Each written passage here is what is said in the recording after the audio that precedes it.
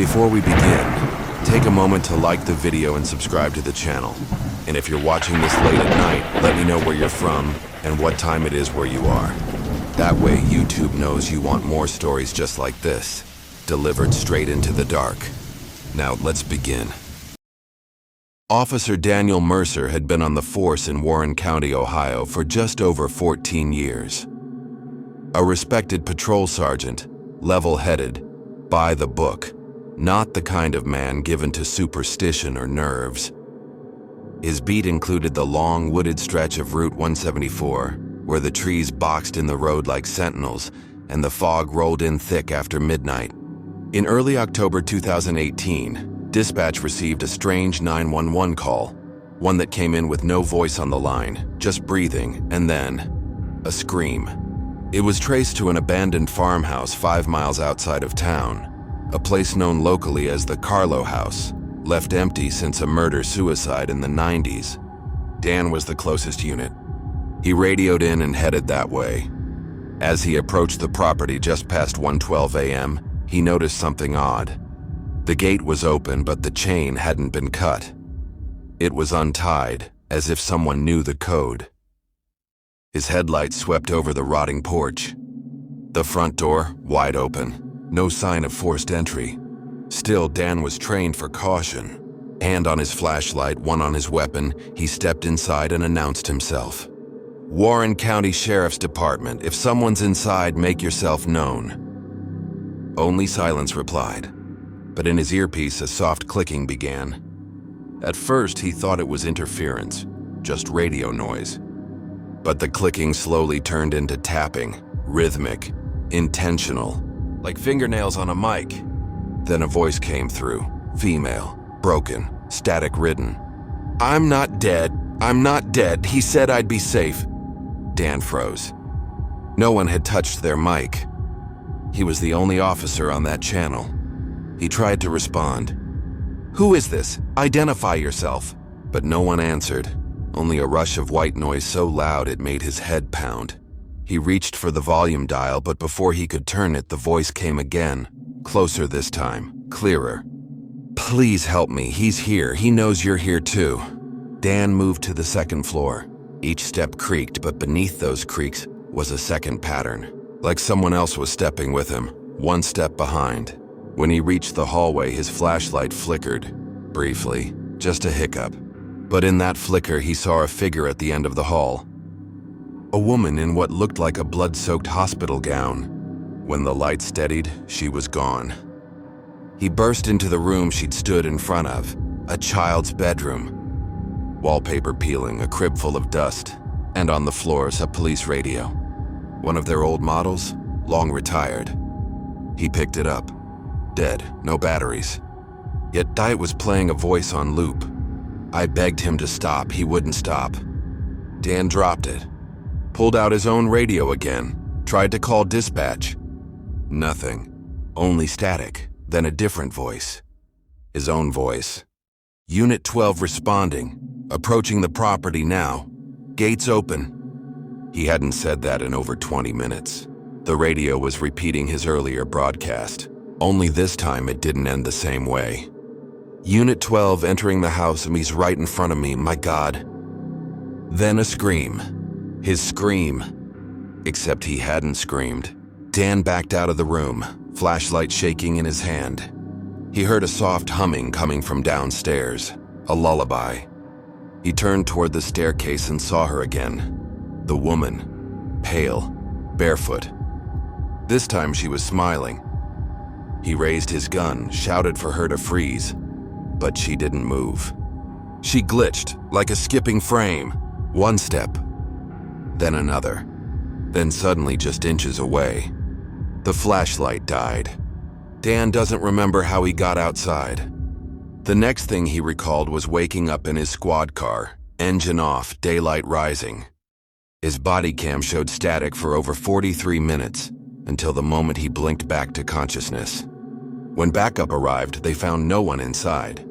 No footprints, no recent evidence of human presence, except one thing. The old radio Dan found upstairs, it was never logged into evidence. No one else ever saw it.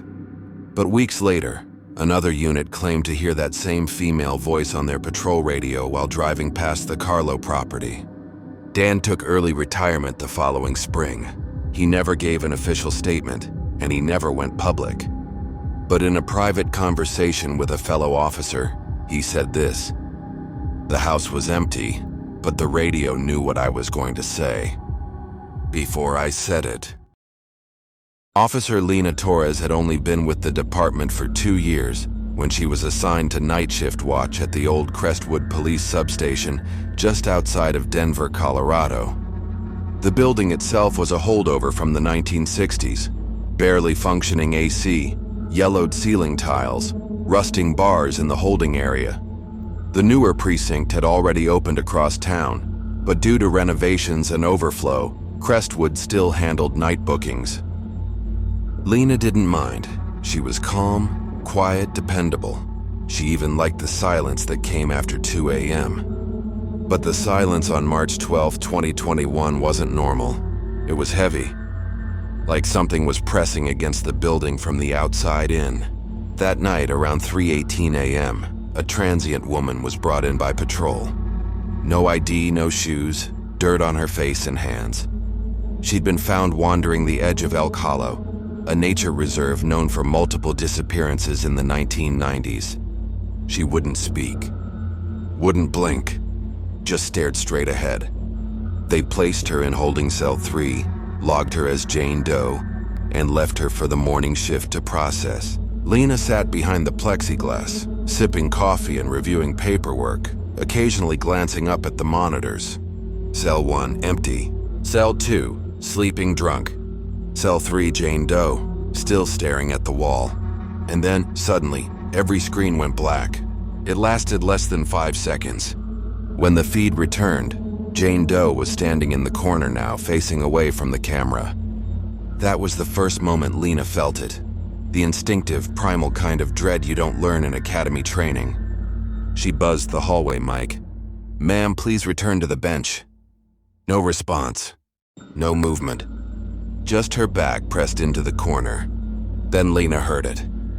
Scraping. Not from the monitor, from the hallway outside. Like metal on concrete, a dragging sound. She unholstered her taser and stepped out. The hallway was empty. But when she reached cell 3, Jane Doe was no longer in the corner. She was sitting on the bench, smiling, and in blood, clearly not her own, someone had written on the cell wall, "She remembers." Lena called it in. Backup was en route. But she stayed put, watching Jane through the glass. The woman began to speak, but not in English, not any known language Lena could identify. It was guttural, almost reversed. Then louder where she said perfectly clear, "She remembers what he did in this room." Lena froze, because no one outside that building, certainly not a transient Jane Doe, could possibly know that holding cell 3 was the site of one of the department's worst scandals. In 1986, an officer had been convicted of assaulting a minor in that very cell. It was covered up for years. The girl later died by suicide, and that name, the victim's name, had been scrubbed from public record. Yet the Jane Doe whispered it, clear as day. Then the lights flickered, and the power cut out completely. Emergency lighting came on, casting the hallway in a red glow. And then the other detainee in cell 2 began to scream. Lena rushed in and found him cowering in the corner, eyes wide, stammering. "She's in here, the barefoot girl, the one with the rope."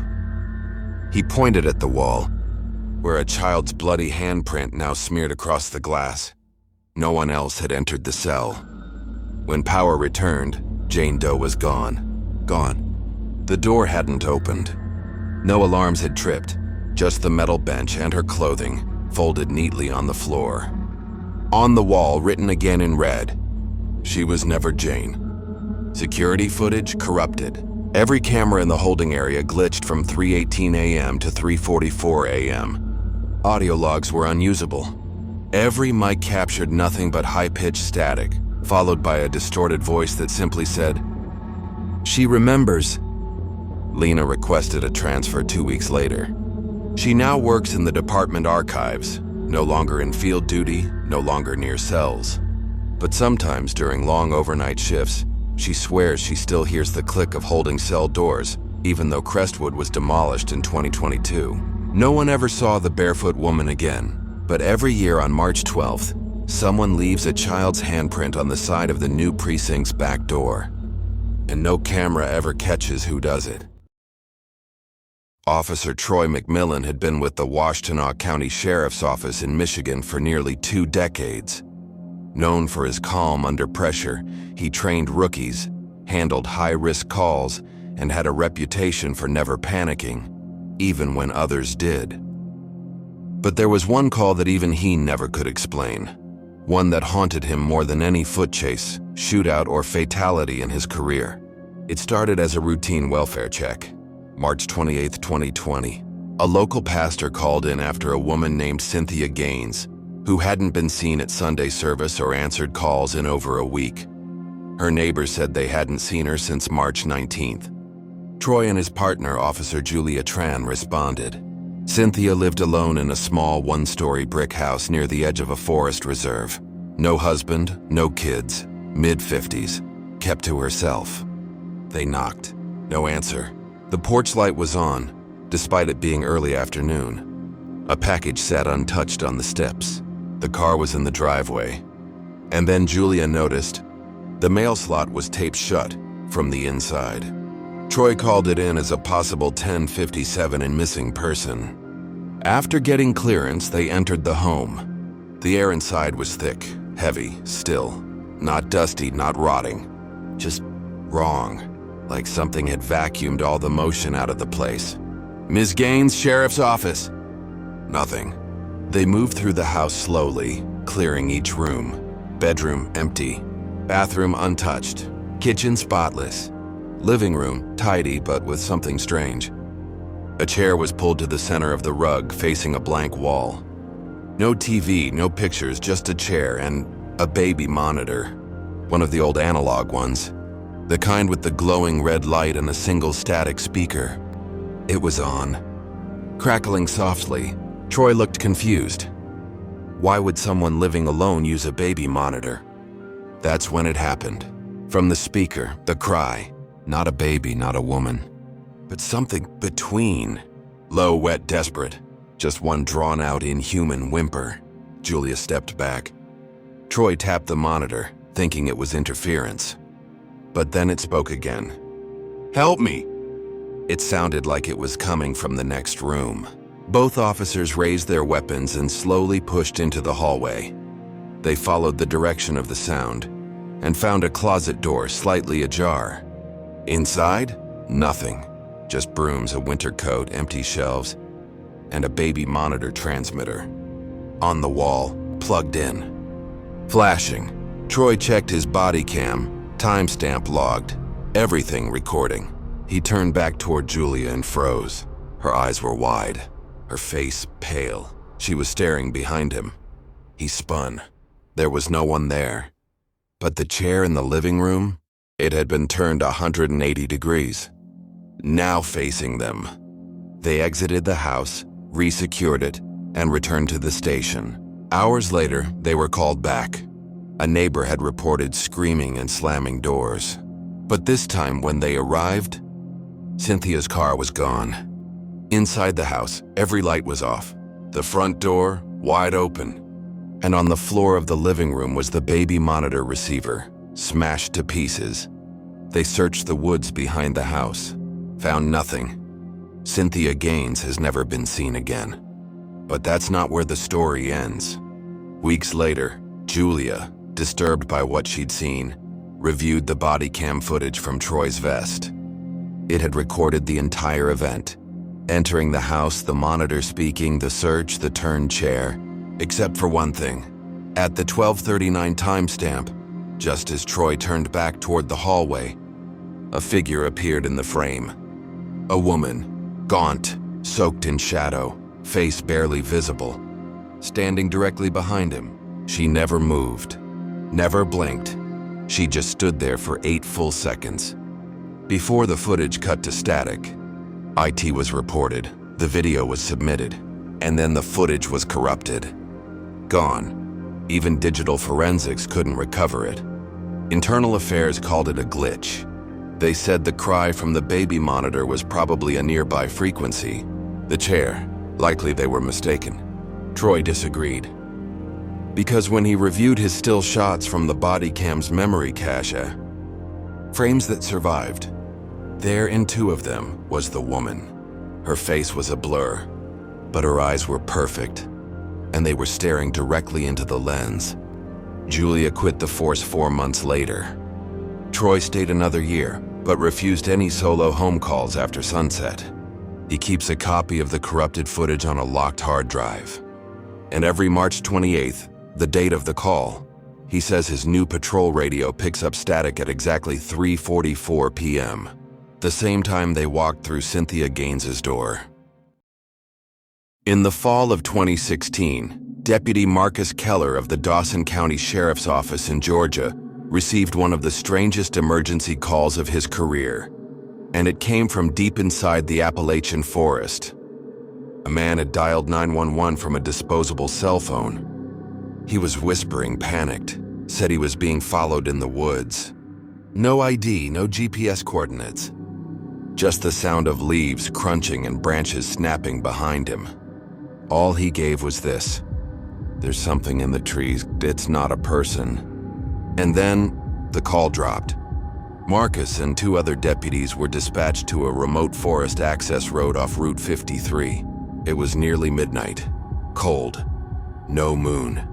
Just the hum of insects and the distant hoot of owls.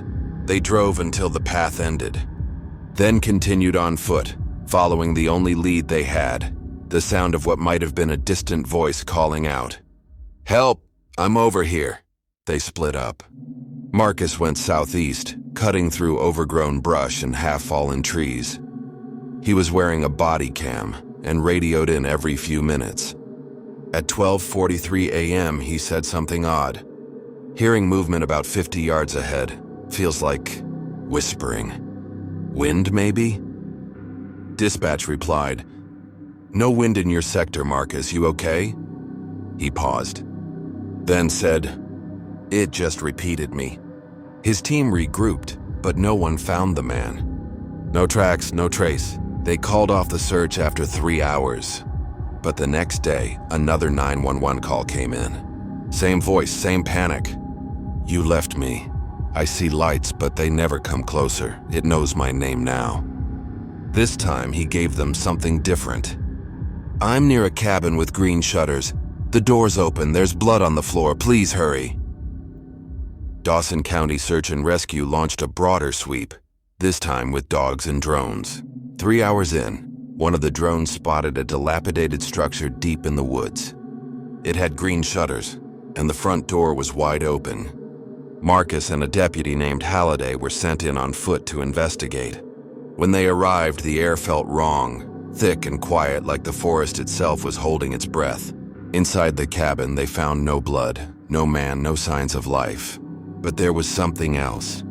On the floor, written in dirt and ash, were the words, "You called," and resting beside it, a burned cell phone melted at the center. It matched the number from the 911 call. Marcus called it in, bagged the phone, and turned to leave. That's when he saw it.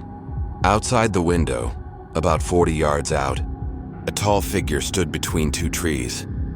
Not moving, just watching. Too far to make out the face, but the body was wrong. Too long, arms almost to its knees. When Marcus blinked, it was gone. That night, his radio turned on by itself at 3:11 a.m. No signal, no transmission, just the same whisper from the woods. "You called?" The department brushed it off, said it was pranksters, but Marcus knew what he saw and heard. He couldn't sleep. He began reviewing old 911 call logs looking for patterns, and he found one. Every 5-7 years, someone would call 911 from that forest, saying the same thing.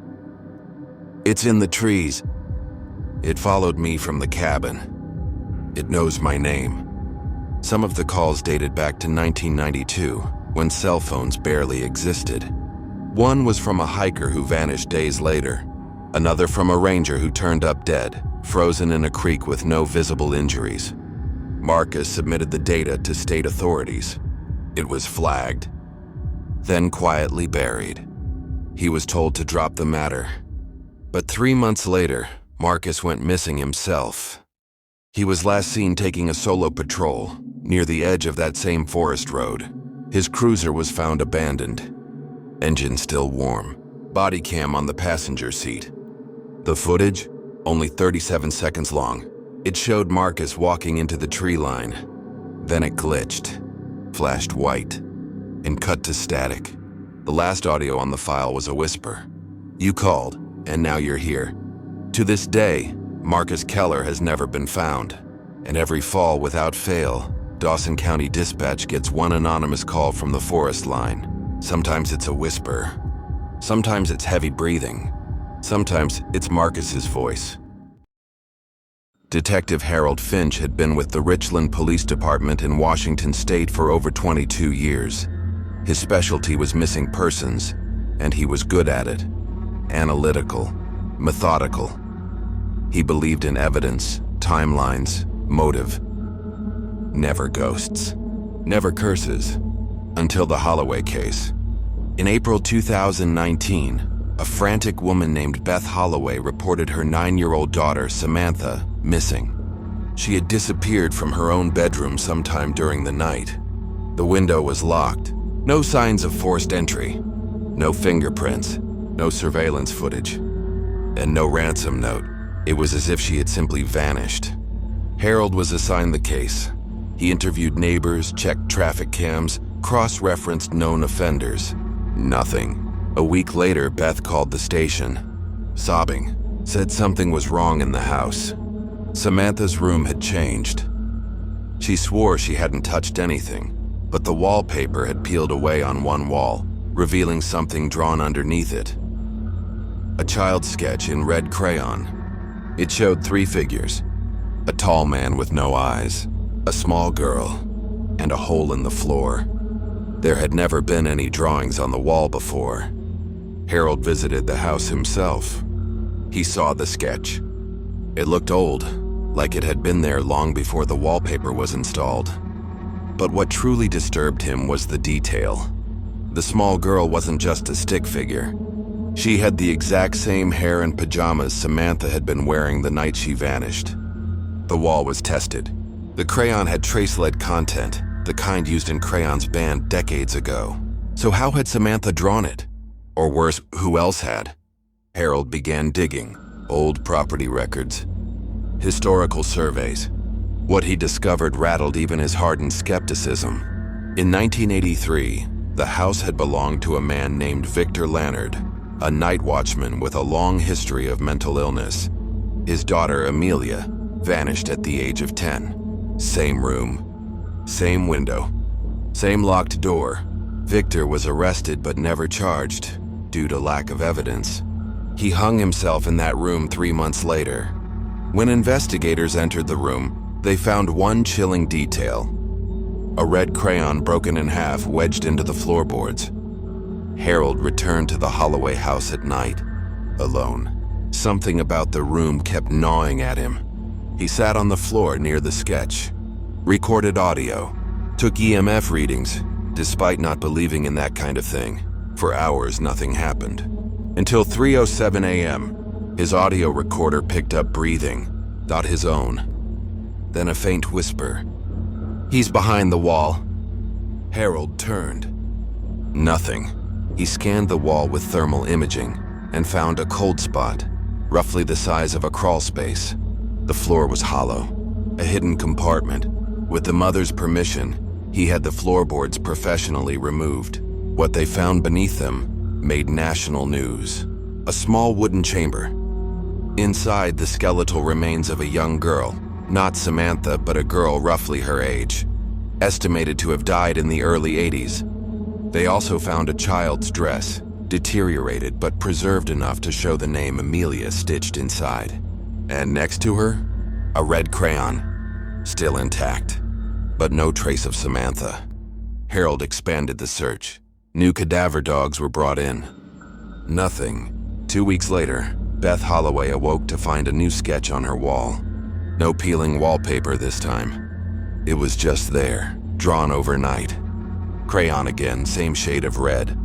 It showed 4 figures now. The tall man, 2 girls, and a police officer. The figure of the officer had a name written beneath it. Finch. Harold took a leave of absence, then vanished. No one saw him leave his house. No airline bookings. No phone activity. His last known action? A visit to the Holloway home, logged in the doorbell camera, though he never appears in the footage. Beth says she heard the door knock once, but when she opened it, no one was there. Just a red crayon on the welcome mat. To this day, Samantha and Detective Harold Finch remain missing. But 1 year later, to the day, a 3rd sketch appeared on Beth's wall. 5 figures now. The tall man, 3 girls, and an officer kneeling. This time the red crayon lines ended at the baseboards, as if the drawing had walked down into the floor. If you made it this far, thank you for spending your night with us. If these stories gave you chills, there's plenty more waiting. Don't forget to subscribe to NightFear Stories for new terrifying tales every single night. Sleep well, if you can.